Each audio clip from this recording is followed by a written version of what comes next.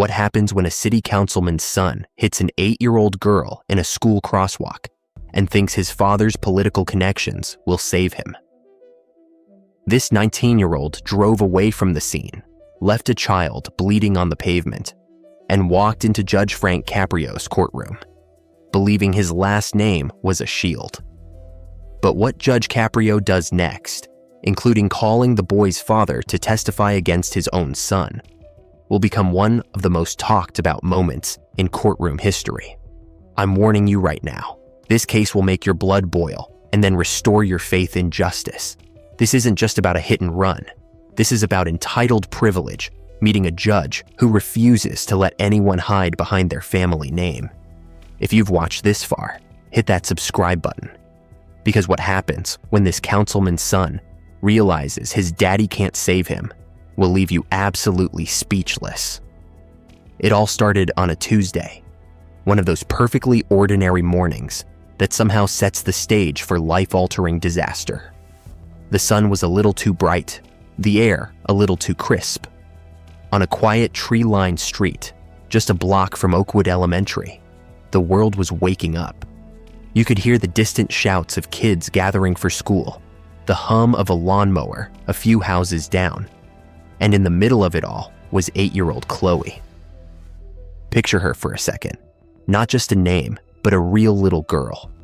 She was small for her age, with 2 dark pigtails tied up with bright blue elastics, the kind that have little plastic baubles on them. She was wearing her favorite shirt, a unicorn t-shirt that was a size too big, and she was clutching her backpack, the one with the planets on it. Her mother had just kissed her on the forehead and watched her skip ahead to the crosswalk, where the crossing guard, a kindly older man named Arthur, was waiting. It was a scene of pure, simple safety. It was the kind of moment that should be unremarkable, the backdrop of a happy childhood. Now, rewind that same Tuesday morning by about 20 minutes. Across town, in a large modern house that sat a little too proudly on a hill, a 19-year-old named Brandon was finishing his coffee. He was the only son of City Councilman Richard Thorne. And if you think that detail isn't important, you haven't been paying attention to how the world works. Brandon wasn't a monster. He wasn't some cartoon villain twirling a mustache. That's what makes this so infuriating. He was just carelessly entitled. The world, to him, was a series of soft surfaces designed to cushion his fall. His father's name was the magic phrase that smoothed over every wrinkle. A failed exam, a speeding ticket, a noisy party that got out of hand. It was a reflex, a habit he didn't even know he had. That morning, he was running late for a class at the community college, a class he was already failing. He was annoyed, frustrated, his mind already on the lecture he was about to miss. He climbed into his new sports car, a graduation gift, and pulled out of the driveway with a little too much speed, the engine letting out a roar that sounded aggressive, out of place in the morning calm. Back at the crosswalk, Chloe was halfway across. Arthur the crossing guard had his stop sign held high, a clear signal to the single car that was approaching from the left. The driver should have seen them. There was no sun in his eyes, no rain on the road. It was a straight, clear shot. But Brandon Thorne wasn't looking at the crosswalk. He was fumbling with his phone, trying to pull up his GPS, his head down for a critical second. When he looked up, it was too late. He saw a flash of color, the unicorn shirt, the blue elastics in her hair. And then he felt it. Not a massive, cinematic crash, but a sickening, solid thump against the front right side of his car.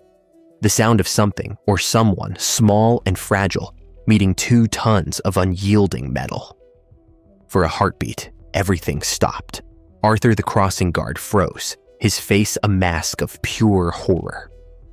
On the sidewalk, Chloe's mother, who had been watching the whole thing, let out a sound that wasn't quite a scream, more a strangled gasp of disbelief. And in the middle of the street, little Chloe lay still, a small, broken doll, next to her scattered backpack. And Brandon, he didn't slam on the brakes. He didn't jump out to help. His brain, wired for self-preservation and privilege, processed the event not as a tragedy, but as a problem for his father. He saw the crossing guard starting to run towards his car. He saw the gathering crowd, and in a moment of pure, cowardly instinct, he did the unthinkable. He pressed the accelerator.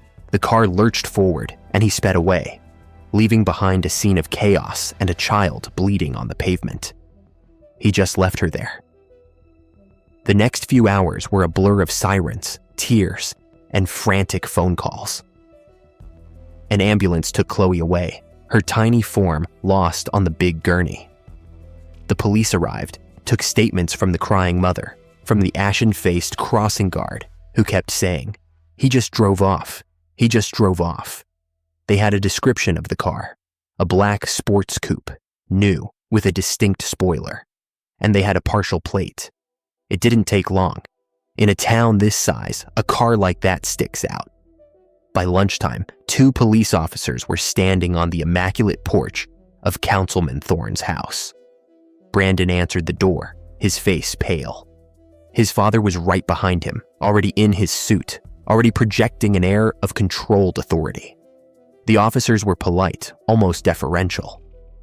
They explained the situation. Councilman Thorne listened, his expression grave. He put a firm hand on his son's shoulder. "There seems to be a terrible misunderstanding, officers," he said, his voice smooth as polished stone. "Brandon came home this morning quite shaken. He said he thought he'd hit a dog, or maybe a large raccoon. He was terribly upset by it, of course. He would never, ever leave the scene of an accident with a person. Never." Brandon, taking his cue, nodded vigorously, his eyes wide with a practiced innocence. "It was an animal," he stammered. "I swear, I didn't see a little girl." The case, as you can imagine, became the town's obsession. The local news ran with the story. Councilman's son, in hit and run involving child. The police investigation, however, began to feel slow, heavy. The initial charge of felony hit and run was suddenly being discussed as a potential misdemeanor, a simple failure to yield. The councilman gave interviews, his voice full of somber concern. He spoke of his son's character, his remorse over the unfortunate accident, and his family's prayers for the little girl's recovery. It was a masterclass in political spin. You could feel the momentum shifting. The weight of the Thorne name was pressing down on the scales of justice, trying to balance them in their favor.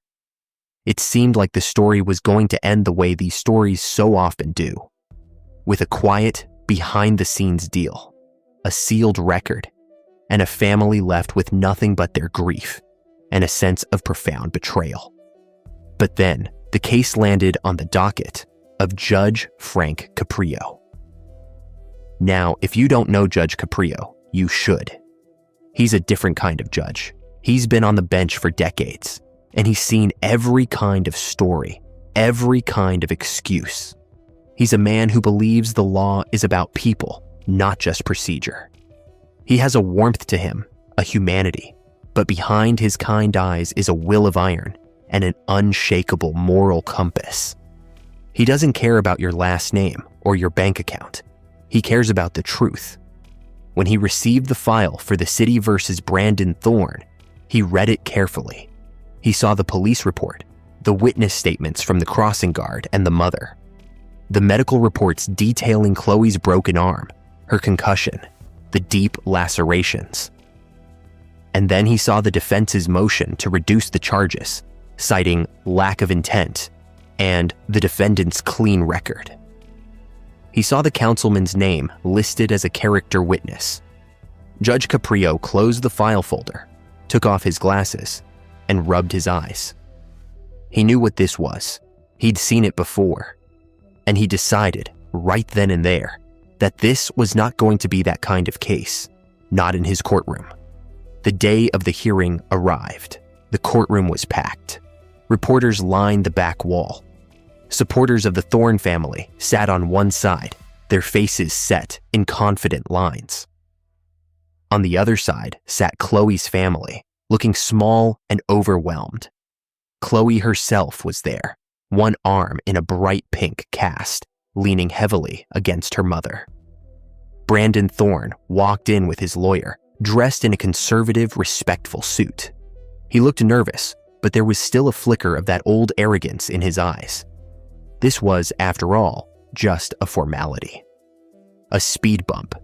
His father was in the front row, a solid, reassuring presence. The lawyer would talk, the judge would listen, and this whole messy business would be wrapped up neatly. That's how it was supposed to go. Judge Caprio entered, and the room fell silent. He went through the preliminaries, his voice calm and measured. Then he called Brandon to the stand. The questioning started routinely. Brandon's lawyer led him through the rehearsed story. The confusion, the belief that he'd hit an animal, the panic, the fear. He was sorry. So very sorry. He never meant for any of this to happen. He was a good kid who'd made a terrible, split-second mistake. It was a performance, and it was almost convincing. Then it was the prosecutor's turn. He pressed Brandon on the details. Why didn't you stop immediately? Why didn't you call the police? Brandon's answers became shakier, less sure. He contradicted himself on minor points. The polished facade was beginning to show hairline cracks, but it still felt like the system was working as designed, a slow grinding of legal gears that would ultimately spit out a lenient outcome. And then Judge Caprio leaned forward. He adjusted his microphone and looked directly at Brandon, not with anger, but with a deep, penetrating curiosity. "Mr. Thorne," he began, his voice quiet but carrying to every corner of the room. "I've listened to your testimony. I've heard you say you thought you hit an animal. But I have to ask you, son, look over at that little girl. Look at Chloe." Brandon reluctantly turned his head. Chloe met his gaze for a second before burying her face in her mother's side. "You have a brand new, low-profile sports car," the judge continued. "You feel everything in a car like that. You feel a pebble. You're telling this court, under oath, that the impact you felt, the impact that left an 8-year-old girl with a broken arm and a head injury, felt exactly the same as hitting a squirrel." The room was utterly still. Brandon opened his mouth, but no sound came out. The lie held up against the simple, brutal physics of the situation was collapsing in real time. And in that moment, everyone in the courtroom knew it. But Judge Caprio wasn't finished. He had one more move, a move that no one saw coming. He turned his gaze from the flustered young man on the stand to the confident, powerful man sitting in the front row. "Councilman Thorne," the judge said, his tone still conversational, but now with an edge of steel. "I think it's time we heard from you. Please, sir, come up to the stand. I have some questions for you." A collective, silent gasp seemed to suck the air out of the room. The councilman's head snapped up, his eyes wide with shock. His lawyer half rose from his seat, objecting. But Judge Caprio simply waved a hand. "I'm well within my rights to call a witness I deem relevant to the pursuit of the truth," he said calmly. "Now, Mr. Thorne, the stand, please." This was the moment the entire case pivoted. This was the moment privilege met its match. The councilman, for the first time, looked uncertain. He stood up slowly, straightening his tie, and walked the long, humiliating walk to the witness stand, right past his terrified son. He was being called to testify, and everyone knew the question hanging in the air was the one nobody had dared to ask out loud. What did a father say to his son when he came home that day, and how far would that father go to protect him? You could have heard a dust mote settle.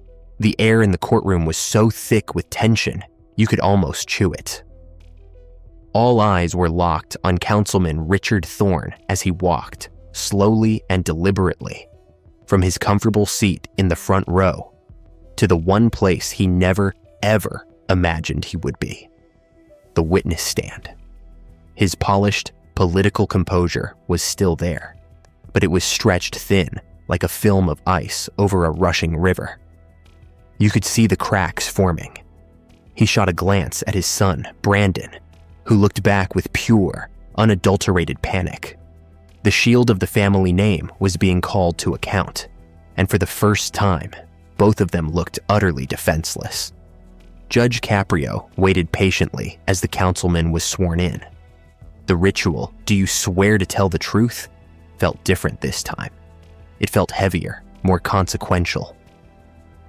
When the councilman uttered a quiet, "I do," it echoed in the silent room. He sat down, adjusting his suit jacket, a man trying to reclaim a shred of control in a situation that was rapidly spinning away from him. Judge Caprio didn't pounce. He didn't raise his voice. He leaned forward, resting his elbows on the bench, and he spoke in a tone that was almost conversational, which somehow made it even more intimidating. "Mr. Thorne," he began, "thank you for obliging the court. I just have a few questions. I'm trying to understand the sequence of events on the morning of the accident. Your son has testified that he came home, quite shaken, and told you he believed he had hit an animal. Is that correct?" The councilman cleared his throat. "That is correct, Your Honor. He was very upset." "Upset," the judge repeated, letting the word hang there for a moment. "Can you describe that for me? What did that look like? Was he crying? Was he pale? Was he frantic?" Councilman Thorne shifted in his seat. He hadn't prepared for this. He'd prepared for speeches and sound bites, not for a dissection of his living room. He was agitated, certainly. He said something had run out in front of the car, and he'd felt an impact. He was concerned. "Concerned," Judge Caprio echoed again. And you could tell he was picking his words apart like a locksmith. "Did he say to you, 'Dad, I think I might have hit a dog. We need to call someone'? Did he express a desire to go back and check, to call the animal control? Anything like that?" The councilman's jaw tightened almost, imperceptibly. "The specifics of the conversation are a bit fuzzy, Your Honor. It was a stressful moment." "I'm sure it was," the judge said, his voice dripping with an understanding that felt like a trap. "Let's move forward a few hours then. The police arrived at your home. Now, when two officers show up at your door and tell you that a child has been seriously injured in a hit and run, and that a vehicle matching your son's was identified at the scene, what was your first thought? As a father?" This was the question. This was the heart of it. The councilman looked trapped. He couldn't say his first thought was about his son's future, his reputation, the political fallout. But he couldn't lie in a way that was believable either. He opted for political evasion. "My first thought, of course, was one of profound distress for the injured child and her family." "Was it?" Judge Caprio asked softly, his eyes never leaving the councilman's face. "Or was your first thought to immediately provide an explanation for your son? Because the officer's report states that before they could even finish detailing the incident, you interjected with the story about the animal. You provided the shield, Councilman. Before any investigation, before any further questions, you offered the excuse." The councilman was starting to sweat now. A faint sheen was visible on his forehead under the courtroom lights. "I was simply relaying what my son had told me. I was trying to be helpful, to provide context." "Context," the judge said, and for the first time, a note of steel entered his voice. "Or a narrative. You see, Mr. Thorne, that's what I'm struggling with here. I have a 19-year-old boy who, by his own admission, was so shaken and upset that he fled the scene. And I have you, his father, a man of considerable influence and intelligence. And the story you both settled on is that this profound distress, this panic, led him to believe he'd hit a raccoon. But not so much panic that he felt the need to report it to anyone. He just came home and told you. And you, a public servant, upon hearing that a child had been hit and left in the street, didn't for a single second turn to your son and say, 'Brandon, Were you near Oakwood Elementary this morning? Could this be connected? You didn't have that thought, not even a flicker.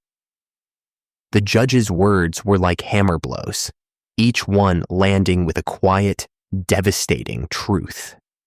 He was dismantling the entire carefully constructed facade, not with legal technicalities, but with simple human logic. It was a logic everyone in the room could follow. The story didn't make sense because it wasn't the truth. It was a cover-up born in a moment of cowardice and enabled by a father's power. The councilman had no answer. He looked down at his hands, his shoulders slumping. The powerful politician was gone, replaced by a father who was realizing, far too late, that he had failed his son in the worst way possible. Not by failing to protect him, but by failing to teach him accountability. Judge Caprio let the silence stretch, allowing the full weight of the man's failure to settle on him. Then he turned his gaze to Brandon, who was crying now, silent tears of shame and fear tracking down his cheeks. The arrogance was gone, completely wiped away. "Brandon," the judge said, his voice shifting, becoming less of an inquisitor and more of a judge, a dispenser of wisdom. "Look at me, son." Brandon slowly, reluctantly, raised his head. "I'm going to tell you a hard truth that your father should have told you the moment you walked through that door. Your last name isn't a shield. It's a responsibility. It means you were supposed to hold yourself to a higher standard, not a lower one. You were given advantages in life that most people can only dream of, and with that privilege comes a duty to be better, to do better. What you did that day was the act of a coward. You hit a little girl and you ran. You left her there. And then you lied about it. And your father, he helped you build that lie. He tried to use the very influence that should be used for the public good to clean up your mess." He paused, letting the words sink in, not just for Brandon, but for everyone in the room. "You both thought this was about avoiding consequences, but it was never about that. This was about character. And today, in this courtroom, you have both shown a profound lack of it." He then turned to Chloe and her family. "And to you," he said, his voice softening considerably, "I can only apologize. You were failed twice. First by the car that hit your daughter and fled, and second by a system that seemed to be bending to protect the powerful. I am sorry for the added agony this process has caused you." He took a deep breath and straightened up. The moment of judgment had arrived. "Brandon Thorne, please stand." Brandon shakily got to his feet, his lawyer beside him, looking defeated. "The easy thing to do," Judge Caprio said, "would be to sentence you according to the minimum guidelines. A fine, probation, a sealed record. That's the outcome your father's influence was meant to secure. But that would be a failure of my duty. It would teach you nothing except that the system can, in fact, be gamed. So I am rejecting the plea agreement." A murmur rippled through the courtroom. "I am finding you guilty of felony hit and run resulting in bodily injury. Your sentence is as follows: 1 year in county jail, suspended pending the successful completion of 3 years of supervised probation. You will perform 500 hours of community service, specifically with a children's trauma unit. You will surrender your driver's license for a period of 2 years. And you will write a letter of apology, a real one, not written, by your lawyer to Chloe and her family. But that's not all." He turned his gaze back to the councilman. "Councilman Thorne, you will stand as well." The councilman, looking utterly broken, stood. "The court places a portion of the blame for this at your feet. You taught your son that consequences are for other people. So your sentence is this: you will donate $50,000 of your personal funds, not campaign or city funds, to the children's hospital in this city. And you will stand beside your son at his community service events for the entire 500 hours. You will both see, up close, the consequences of reckless actions. You will look into the faces of families dealing with real trauma, and you will, I hope, finally learn something about responsibility. He brought the gavel down. Crack. This court is adjourned. There was no triumph in the room, just a stunned, sober silence. The shock wasn't about the jail time. It was about the piercing clarity of the justice that had been served. Judge Caprio had looked past the politics, past the privilege, and had spoken directly to the failing of two human beings. He had held a powerful man accountable, not in a legal sense, but in a deeply moral one. As the thorns shuffled out, broken and humbled, and Chloe's family embraced, finally feeling seen and heard, everyone present knew they had witnessed something rare. They had seen a judge who wasn't just ruling on the law, but was demanding character. He had taken a story that started with a cowardly act and a cynical cover-up, and he had written a different ending, one that was hard and painful, but ultimately and unforgettably just. CTA, if you believe in holding power to account, then share this story. Let everyone know that true justice is blind to wealth, power, and political names. Subscribe for more real stories from courtrooms where character is the final verdict.